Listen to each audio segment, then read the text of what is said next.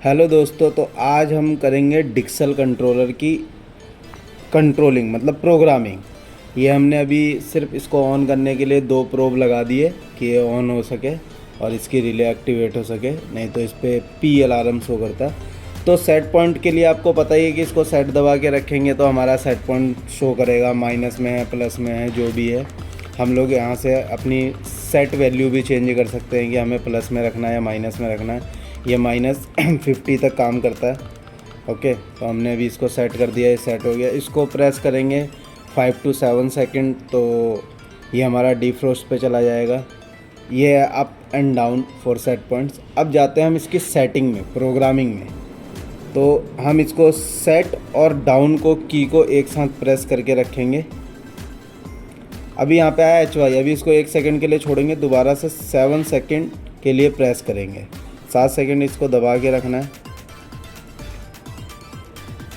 अब यहाँ पे आ गया L2 HY। HY means highest, HY means तुम्हारा डिफरेंशियल, कि आपका डिफरेंशियल कितना है। ओके, 2 डिग्री है 3 डिग्री है, वो अपनी अपनी मर्ज़ी से सेट भी कर सकते हैं। LS means minimum set point, US means maximum set point.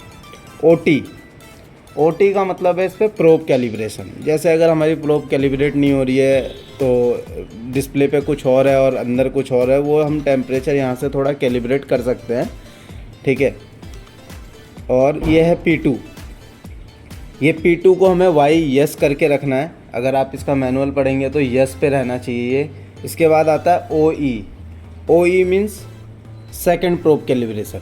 जैसे एक रूम की है तो एक कॉइल की है। इसके बाद आता है OD।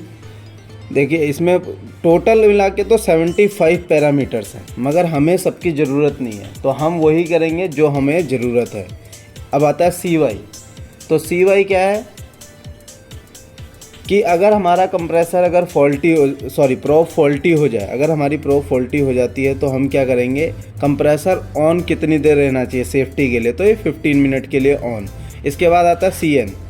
ठीक है, आप इसकी वैल्यू भी कम ज़्यादा कर सकते हैं। और ये आ गया अभी CN 30, मतलब 30 मिनट चलेगा और फिर ऑफ़ हो जाएगा। और उस दूसरी कंडीशन में 15 मिनट चलेगा और ऑफ़ हो जाएगा। और उसके बाद मोस्ट ऑफ द टाइम ये शो करेगा कि P2। ठीक है, CF आता है हमारा मेज़रमेंट, हमारा सेल्सियस में लेना है या फ़ारेनहाइट में लेना है, सिंपल है ये। ओके, अब चलते हैं हम डे वाई, ये सब। TD बहुत इम्पॉर्टेंट है, टाइप ऑफ डिफ्रोस्ट, आपने सुना होगा इसके बारे में भी। तो TD इलेक्ट्रिकल, और यहाँ पे इन दूसरा ऑप्शन है इन का मतलब है हॉट गैस, और EL का मतलब है इलेक्ट्रिकल। ओके, उसके बाद चलेंगे हम, सेट करना पड़ेगा। उसके बाद है ID क्या है, इंटरनल बिटवीन, जैसा हमारा जो इंटरनल डिफ्रोस्ट टाइम, तो हमारा 6 घंटे के बाद ये डिफ्रोस्ट जाएगा। ND कितनी देर के लिए, तो हमारा 30 मिनट के लिए। आप इसकी भी वैल्यू अप एंड डाउन करके, अब अगर हमें 20 मिनट चाहिए तो हम 20 कर सकते हैं इसमें। और अगर आपको ID भी अगर 4 घंटे पे अगर आप डिफ्रोस्ट करवाना चाहते हैं तो 7 प्रेस करा फिर सेट कर दिया, तो सिंपल है। अब उसके बाद आते हैं DFDT हो गया, DT हो गया, DP, FC। तो FC हमारा ऑन होना चाहिए। ऑन मीन्स ये फ़ैन का ऑपरेटिंग मोड है, इसलिए FC अभी हमने देखा, थोड़ा दूर गया।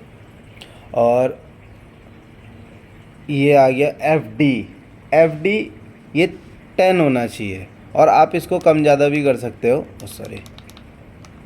तो FD 10 होना चाहिए।